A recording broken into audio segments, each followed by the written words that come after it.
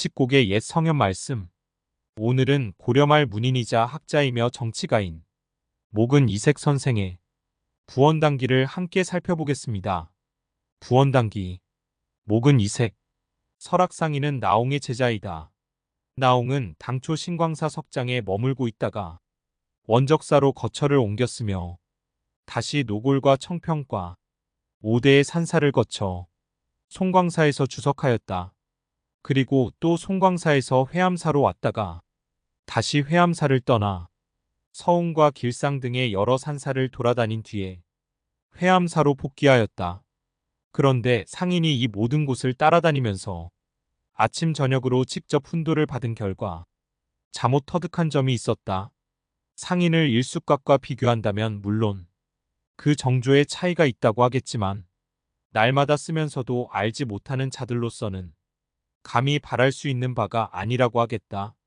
상인이 이번에 나를 찾아와서는 자기 거처에 이름을 지어달라고 간청하였다. 내가 저번에 신륵사에 갔을 적에 상인이 무사람들 속에 섞여 있었는데 그의 외모를 살펴보니 준수하면서도 고요하였고 그의 말을 들어보니 간략하면서도 타당하였으므로 내가 마음속으로 남다르게 여겼었다. 그래서 그의 요청을 다시 사양하지 못하겠기에 부원이라는 이름으로 책임을 면해보려고 생각하면서 다음과 같이 일러주었다.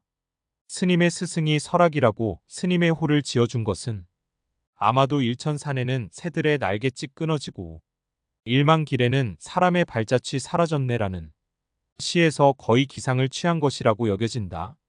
한 점의 티끌도 없이 온몸이 홀로 쑥 드러나서 멀리 구름 밖으로 솟아있고 보면 음양과 한서가 얼게하거나 높게 할 수 없는 것이 또한 분명하다고 하겠다. 하지만 혈기를 지니고 있고 성명을 보존하고 있는 한 묽은 죽으로라도 배를 채워야 하고 거친 옷으로라도 몸을 가려야 할 것인데 이는 비록 절악무위의 경지에 올라선 사람이라 할지라도 면할 수 없는 바라고 하겠다. 내가 생각건대 설악상인이 겨울철에 생활하다 보면 방 안에는 주전자 물도 얼고 화롯불도 꺼져 있을 것이며 바깥에는 우물물이 얼어붙을 정도로 매서운 추위가 몰아닥칠 것이다. 그러다가 아침 해가 높은 산봉우리 위로 솟아나와 짧은 처마 속으로 들어오면 그 훈훈한 온기가 반갑게 느껴질 법도 하고 그 햇살을 등지고서 조용히 눈을 감고 있노라면 몸의 기운이 서서히 펴지면서 정신도 스르르 풀리게 될 것이다. 이쯤 되면 서유와 봉탄을 갖춘 아늑한 규방의 아랫목이라 할지라도 이보다 더 좋을 수는 없을 것이니 집에다 이 편액을 내건 것이 헛된 미사만 되지는 않을 것이다. 대저 지극한 돈은 형체가 없지만 만물의 존재 양태를 통해서 그 속성을 드러낸다고 하겠다.